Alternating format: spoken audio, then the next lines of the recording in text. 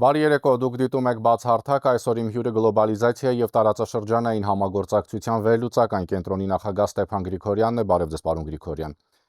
Եվ այսպես վարչապետ Նիկոլ Փաշինյանը Դավոսում Միացյալ Նահանգների նախագահի հրավերով որպես հիմնադիր անդամ մասնակցել է Խաղաղության խորհրդի կանոնադրության ստորագրման հանդիսավոր արարողությանը։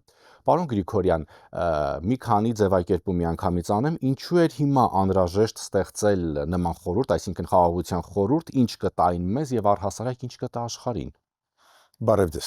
Նախ ուզում եմ ասել, որ նախաձեռնողը Դոնալդ Թրամփն է, Միացյալ Նահանգների նախագահ, որը ունի մեծ հավակնություններ, նաև այդ թվում լիդերություն ստանձնել ամբողջ աշխարհով մեկ, ինքը շատ է դա ուզում, ձգտում է, ու քանի որ ինքը ղեկավար է ամենահզոր երկրի երկրագնդի, ինքը կարող է թույլ տալ իրեն այս ձևի խորհուրդ ստեղծել։ Ու երբ որ սկզբում այս խաղաղության խորհուրդը ստեղծվում էր, գազայի կոնտեքստով էր ստեղծվում, բայց Դոնալդ Թրամփը մեծ ցանկություններ ունի ու ինքը որոշեց դա ստեղծել որպես խորհուրդ, որը կկարգավորի բոլոր կոնֆլիկտները գլխավոր աշխարհով մեկ ու ստեղծեց։ Հիմա ես համարում եմ, որ շատ ճիշտ էր, որ Հայաստանը արձագանքեց հրավերի Դոնալդ Թրամփի ու վարչապետը գնաց այդ նիստի Դավոս հենց խորհրդի ստեղծման հիմնադրման, քանի որ Հայաստանին շատ է պետք այն մեկուսացումից, որի մեջ մեզ մտցրեցին նախկինները դուրս գալ։ Շատերը մտածում են, որ նախկինները չկան, նոր իշխանությունն է, հեշտ այդպես դուրս կգանք այդ շրջափակումից, որի մեջ մտցրեցին հենց նախկինները, կապելով ամեն ինչ մեկ խաղացողի հետ։ Դա երկարաժամկետ աշխատանքի արդյունք է, նվազագույնը 5 տարի գործող իշխանությունները ակտիվ աշխատում էին ու կամաց աշխարհի դռները բացվում են։ Ուրեմն ճիշտ էր մտնել այդ խորհուրդ։ Այո, դուք տեսնում եք, դեռ եվրոպական երկրները գլխավոր խաղացողները չեն կարձագանքեն ավելի ուշ, դա Գրենլանդիայի հարցի հետ է կապված հակասություններ Թրամփի հետ, բայց նախաձեռնությունը ցանկացած դեպքում շատ լուրջ է, շատ մեծ է ցանկությունը Թրամփի ու մի մասը իր ցանկությանը ինքը կիրականացնի։ Ինքը մասամբ պատրաստում է փոխարինել, ասում են ՄԱԿ, ես կասեի այդպես, ՄԱԿ-ի անվտանգության խորհուրդ։ Ուրեմն ճիշտ է, որ Հայաստանը մտավ այդ խորհրդի մեջ, նաև Հայաստանը հիմա երևաց որպես ինքնուրույն խաղացող, որը ինքնուրույն որոշումներ ա ընդունում, մտնել թե չմտնել։ Տեսեք, դուք ասացիք, ստեղծվել է, այսպես ասած, գազայի կոնֆլիկտի, չէ, այսպես ասած, կոնտեքստում կամ համատեքստում, բայց այդուամենայնիվ, արդյոք Խաղաղության խորհուրդը իզորու է լինելու կարգավորել ուկրաինական հակամարտությունը կամ ինչպես դուք եք ասում, աշխարհի գլխավոր, կարևոր, այսպես ասած, հակամարտությունները, որովհետև մենք հիշում ենք, որ այդ հակամարտությունը Թրամփը խոստանում էր լուծել 1 օրում։ Ուկրաինայի խնդիրը լուրջ խնդիր է, քանի որ ստեղ ագրեսորը Ռուսաստանն է, Ռուսաստանի վրա ճնշում գործադրելը պետք է, բայց շատ դժվար է արդյունքի հասնել, մեծ երկիր, շատ հարուստ, պաշարներով եւ այլ բնական բացի դրանից երկիր, որը ունի միջուկային զենք, շատ դժվար է, բայց ես կարծում եմ, եթե հետևողական Թրամփը լինի, ճնշի Ռուսաստանին, սանկցիաները ուժեղացնի, կհասնի ուզածին, բայց ես չեմ կարծում, որ Թրամփը նկատի ուներ 100%-ով բոլորը կլուծի։ Մի շարք կոնֆլիկտներ, որտեղ որ ակնհայտ իր դերը դրականը կա, նաև հայ-ադրբեջանական կոնտեքստում, ինքը կմտցնի այդ խորհրդի տակ։ Այսինքն կարող ենք ասել, որ այս խորհրդի ստեղծման նաև, այսպես ասած, նպատակներից մեկն էր, որպեսզի Թրամփը ցույց տա իր լիդերությունը աշխարհում։ Այո, ես համաձայն եմ, ինքը ցույց է տալիս իր լիդերությունը, իրոք ամենահզոր երկիրն է, ամենահզոր բանակ ունեցող, ամենահզոր տնտեսություն ունեցող, ու Թրամփը ցույց է տալիս այդ ուժը, գիտեք, այս ձևի զարգացումներից դուրս մնալը իրոք վտանգավոր է։ Բացի դրանից տրիփ ծրագիր կա, Թրամփ ուղու ծրագիր կա, որը մենք հույսով ենք, որ կիրականացնենք հենց Ամերիկայի շնորհիվ, բարձր Հայաստանը պետք է մտներ։ Իսկ այս դեպքում ինչով էր պայմանավորված հրավեր ուղարկել Ռուսաստանին, որովհետև մենք հիշում ենք, որ Ռուսաստանի նախագահը հայտարարեց, որ Ռուսաստանը Խաղաղության խորհրդին միանալու հրավեր է ստացել Միացյալ Նահանգների նախագահ Դոնալդ Թրամփից եւ շնորհակալ է դրա համար։ Մենք գիտենք, չէ, որ ռուս-ուկրաինական հակամարտություն կա, այսպես ասած, հիմա էլ կարծես թե երկու մասի է բաժանվել աշխարհը այնտեղ։ արևմուտքը նաև եւ այս կոնտեքստում հրավիրել Ռուսաստանին։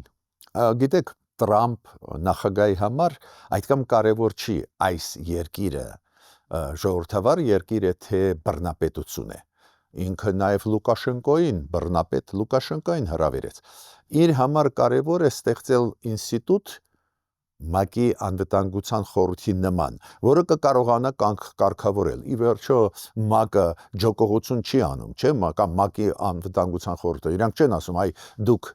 բռնապետություն եք, մենք ձեզ չենք հրավիրում։ Ուզած-չուզած բոլորի հետ աշխատում ենք։ Դա է գաղափարը Տրամփի։ Ինքը ասում է, այս բռնապետերին կամ այս ագրեսոր պետություններին նաև պետք է ներգրավենք, որ ավելի հեշտ հասնենք խաղաղության։ Իմիջիալոց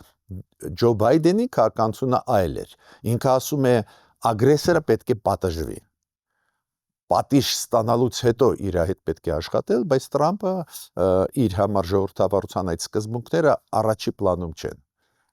Պարոն Գրիգորյան, հետաքրքիր գիտեք, որն է, որ շատ փորձագետներ գրում են, լավ, մի կողմից Միացյալ Նահանգները տեսանք, թե ինչ արեց Վենեսուելայում, մյուս կողմից Գրենլանդիայի խնդիր եւ մյուս կողմից խաղաղության խորհուրդ։ Հիմա գիտեք, մենք ապրում ենք հիբրիդային աշխարհում։ Հիբրիդը որն է, ամեն ինչ կա։ Ամեն ինչ կա։ Դες Դոնալդ Տրամփի մեջ կա եւ միանշանակ հարգանք ժողովրդավարության սկզբունքների նկատմամբ եւ հարգանք ուժի նկատմամբ։ Օրինակ Դոնալդ Տրամփը ինչ է ասում։ Ռուսաստանը ուժեղ է, ուզած-չուզած մենք պետք է հաշվի նստենք այդ ուժի հետ, չէ՞։ Մյուս կողմից ինքը ինչ ասեց։ Վենեսուելայում մարդու իրավունքները ոտնահարվում են լայնամասշտաբ, դա է պատճառը, որ Մադուրոին պետք է պատժել։ Հիբրիդային աշխարհում ապրում, այս ձևի աշխարհում կողմնորոշվելը ավելի բարդ է, բայց պետք է սովորենք կողմնորոշել։ Տեսեք, ակնհայտ է դառնում, որ գնալով ավելի, այսպես ասած, թեժանում է լարվածությունը Միացյալ Նահանգներ Եվրամիություն հարաբերություններում, պատճառը Ուկրաինանը եւ Գրենլանդիան։ Այս դեպքում ինչ կանխատեսում ունեք, որովհետեւ այդ լարվածությունը արդեն այն աստիճանի է հասել, որ անգամ եվրոպական երկրների առաջնորդների մակարդակով է հայտարարություններ արվում։ Գիտեք, Դոնալդ Տրամփը այն, որ ինքը նեղացնում է բարիս բուն իմաստով վիրավորում է, նեղացնում է իր գլխավոր դաշնակիցներին, իդեմս Կանադայի, իդեմս Դանիայի, Գրենլանդիայի, իդեմս Եվրամիության, Մեծ Բրիտանիան հիմա Եվրամիության անդամ չի։ Ինքը կորցնում է իր հենարանը, դեր ինքը չի զգում, դեր ինքը տաք է, նոր ընտրված նախագահ, մեծ լիազորություններով, կոնգրեսում ունի մեծամասնություն եւ սենատում եւ ներկայացուցիչների պալատում, դեր չի զգում, բայց մոտ ժամանակներս կզգա ինչ է նշանակում կորցնել դաշնակիցներին։ Օրինակ, նույն խորհրդի մեջ, չէ, այս խաղաղության խորհրդի մեջ չմտան եվրոպական երկրները, սխալման գրում էին, որ Բելգիան պետք է մտնի, դա սխալ էր, իրանք ուղղակի խառնեցին Բելգիան Բելարուսի հետ, մեծ երկրի համար Բելարուսա գրված Բելգիա թե Լյուքսեմբուրգ մեծ նշանակություն չունի, իմիջիալոց այդ ստուգված ինֆորմացիա է։ Բելգիան ցանկի մեջ կար, քանի որ Բելարուսի հետ խառնեցին Տրամփի ադմինիստրացիայում, միտքս ինչու՞մ է։ Մեծ խաղացող է, մտածում է, որ ամեն ինչ իրեն թույլ է տրվում, բայց շատ արագ կզգա, որ այդ սխալ է նեղացնել իսկական իր դաշնակիցներին։ Իսկական դաշնակիցները Միացյալ Նահանգները դա Կանադան է եւ Եվրամիությունն է, Մեծ Բրիտանիան։ Մոտ ժամանակներս, օրինակ Կանադայի վարչապետը գնաց Չինաստան։ Հիմա եվրոպացիք սկսեցին աշխատել Չինաստանի հետ, շատ արագ կստորագրեն Չինաստանի հետ լրջագույն պայմանագրեր ու այդպես Եվրոպացիք ստորագրեն Չինաստան։ Այո, Կանադան ստորագրեց, եվրոպացիք ստորագրել են, բայց հիմա ել ավելի լավ պայմանագրեր կստորագրեն Չինաստանի հետ։ Դուք հիշում եք Դավոսի ելույթը պարոն Մակրոնի, չի խորացնի ավելի այդ լարվածությունը, պարոն Գրիգորյան։ Իմ կարծիքով չի խորացնի, քանի որ Տրամփը ինչքան էլ կոշտ քաղաքականություն է վարում, բավական ճկուն է, ինքը կհասկանա, որ ի օգուտ իրան չի զարգանում, հետ կկանգնի, քանի որ Միացյալ Նահանգների կոնցեպտի մեջ գլխավոր խնդիրը Չինաստանն է։ Այնտեղ Ռուսաստան չկա, Իրան չկա, երկրորդական խնդիրներ են։ Իրանը, Ռուսաստանը մարտահրավեր են Միացյալ Նահանգների կոնցեպտը, եթե նայեք պաշտպանության, բայց Չինաստանը գլխավորն է, իրանք շատ շուտ եվրոպացիք եւ կանադացիք տեղը կդնեն Տրամփին, ինքը նորմալ, flexible է, ճկուն է, ինքը հետ կկանգնի։ Իսկ ինչ է կարծում, դա որևէ կերպ նահանգներ, Եվրամիություն հարաբերությունների լարվածությունը կանդրադառնա ռուս-ուկրաինական պատերազմի վրա եւ մասնավորապես հօգուտ Ռուսաստանի եւ ինչպես կանդրադառնա Հայաստանի վրա։ Նախ օգուտ Ռուսաստանի զարգացումը հիմա գնում է։ Ռուսաստանը լրջագույն կորուստներ ունեցավ դեկտեմբերին ճակատում, բայց շարունակում է այդ կորուստները ունենալ, քանի որ Պուտինը իրոք երջանիկ է։ Ցանկացած հակասություն, Եվրոմիություն, Միացյալ Նահանգներ շանս է տալիս Ռուսաստանին մեկուսացումից դուրս գալ, շանս է տալիս շունչ քաշել եւ այլ։ Դա բերում է նրան, որ աջակցությունը Ուկրաինային թուլանում է, փոքրանում է։ Դա է պատճառը, որ իօգուտ Ռուսաստանի, այո, հիմա զարգացումները գնում են։ Հայաստանի դեպքում, գիտեք, ես ասեմ ձեզ, պարզ է միասնական արևմուտքը մեզ համար ավելի ձեռնտու է, բայց Հայաստանը կորուստ չի ունենա, քանի որ միաժամանակ ռազմավարական հարաբերություններ ունի Եվրոմիության հետ եւ Միացյալ Նահանգների։ Միացյալ Նահանգները չեն պահանջում, որ Հայաստանը աշխատի մենակ Միացյալ Նահանգների հետ կամ Եվրոմիությունը, ավելին Մարտակոսը կարևորագույն պաշտոնյա Եվրոմիությունում հայտարարեց Դավոսում հանդիպում ունեցավ Իլհամ Ալիևի հետ ու ասեց, որ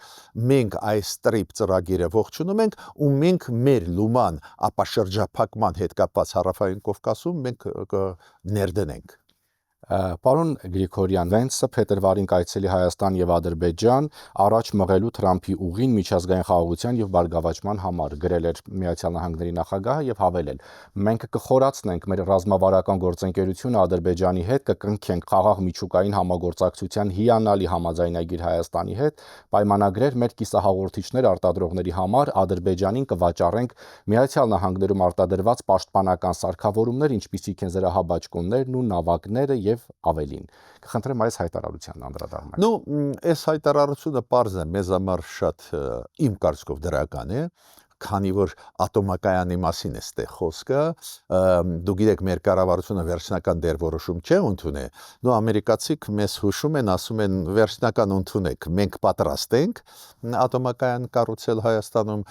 եւ երկրորդը կիսահաղորդիչների հարցը։ Այդ շատ կարևոր հարց է, քանի որ դա բարձր տեխնոլոգիաների հետ այդ երկու իր ասածը կապված է Հայաստանի հետ։ Ադրբեջանի հետ տեխնիկական աջակցություն պաշտպանության ոլորտում, ճիշտն ասած, ինձ մի քիչ դա մտահոգեց, բայց այդտեղ ռազմատեխնիկական համագործակցության մասին չի խոսքը։ Այս մասով էր մենք պետք է արագ աշխատենք Միացյալ Նահանգների հետ։ Ինչ անենք, պարոն Գրիգորյան։ Մեր ծրագրի մեջ Միացյալ Նահանգների մտցնենք այս բրոնեժիլետների հետ կապված համագործակցություն, տեխնիկական համագործակցություն պաշտպանության ոլորտում։ Հասկանում եք, շատերը, երբ որ ասում են պաշտպանության ոլորտում համագործակցություն, նկատի ունեն զենք զինամթերք, ոչ միայն դա, նաև տեխնիկական, ժամանակակից տեխնոլոգիաների ներդրում մեր պաշտպանության ոլորտում, այդտեղ մենք էլ պետք է աշխատենք, տեսակ ինչքան ճկուն են ադրբեջանցիք, իրանք հենց այդ ոլորտում ուզում են աշխատել, բայց Տրամպը տեսակ ինչ ասեց, մենք իրանց ադրբեջանցիներին ծախում ենք այդ տեխնիկական հնարավորությունները։ Մեր դեպքում ինքը ասում է, այդ ծրագրերը կիրականացնենք։ Ինչի մասին է խոսքը, որ մենք չենք դնի փող, իրանք ստեղ մեզ հետ կաշխատեն, կանեն ներդրումներ լուրջ այդ ոլորտներում, միջուկային ծրագրերի հետ կապված, խաղաղ բարձա ատոմային էներգետիկայի ոլորտում եւ Միացյալ Նահանգները այդ ծրագրերը կանեն, իրանք էլ ինվեստիցիան կանեն։ Պարոն Գրիգորյան, արդյոք սա այն մտահոգությունն է փարատում, որ հիշում եմ մենք մի քանի շաբաթ կամ գուցե մի քանի ամիս առաջ, երբ խոսում ենք, դուք ասացիք, որ մեզ պետք է որ ավելի, այսպես ասած, առաջ մղենք Թրամփի ուղի նախագիծը, պետք է մարդիկ շոշափելի արդյունք տեսնեն, գետնի վրա տեսանելի արդյունք տեսնեն, արդյոք սա այնա, որ մենք ասում ենք, որ սայլը տեղից պետքա շարժվի, այսինքն խոսքը պետքա ի վերջո գործ դառնա։ Այս ցույց է տալիս, որ ծրագիրը, այսպես ասած, գնալով զարգանալու է եւ առաջ է մղվելու։ Համաձայն եմ հարցի մեջ պատասխանել կա, իրոք մերոնք հիմա պատրաստ են իրականացնել, ամերիկացիք պատրաստ են իրականացնել, բայց այնուամենայնիվ, երբ որ սկսվի իրականացման process-ը, նոր ես կհանգստանամ։ Չէ, լուրջ եմ ասում, ամեն օր ամեն ինչ փոխվում է, նայեք ինչ է կատարվում աշխարհով մեկ, ինչ է կատարվում, ամեն օր խնդիրներ, Եվրոմիություն Միացյալ Նահանգներ, Միացյալ Նահանգներ Ռուսաստան սրվում են հարաբերությունները, իրոք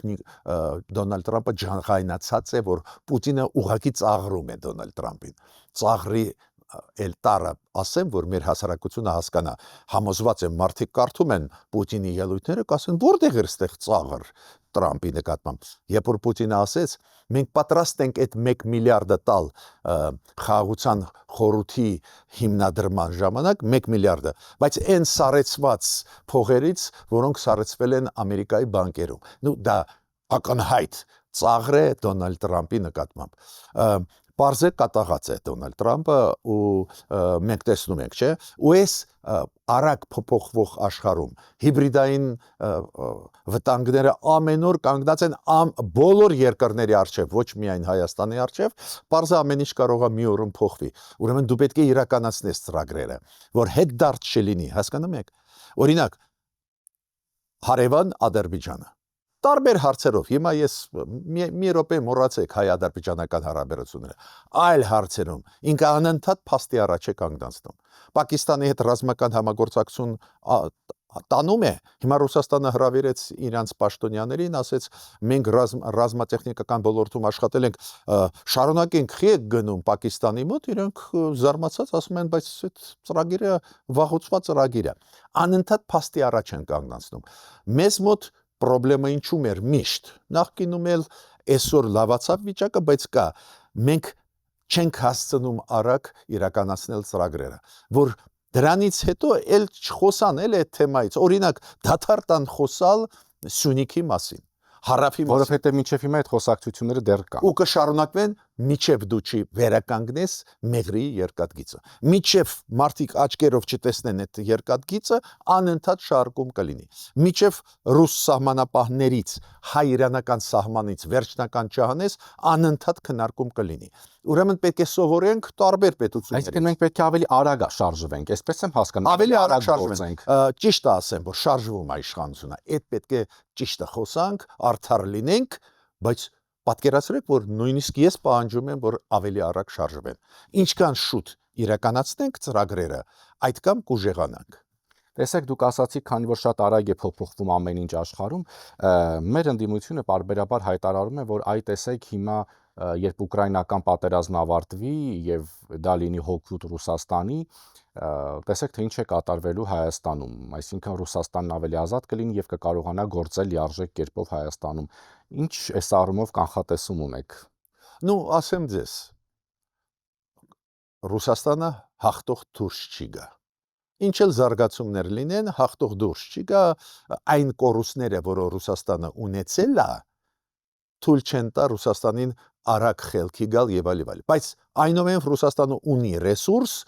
վատություն մեզ անելու։ Վատություն։ Եվ ինչ տեսքով այդ վատությունը։ Օրինակ, ապա կայունացնել վիճակը Հայաստանի ներսում։ Բայց Ռուսաստանը ունի հնարավորություն ինքնուրույն ապակայունացնել Հայաստանի ներսում։ Այս ուժերի միջոցով, ովքեր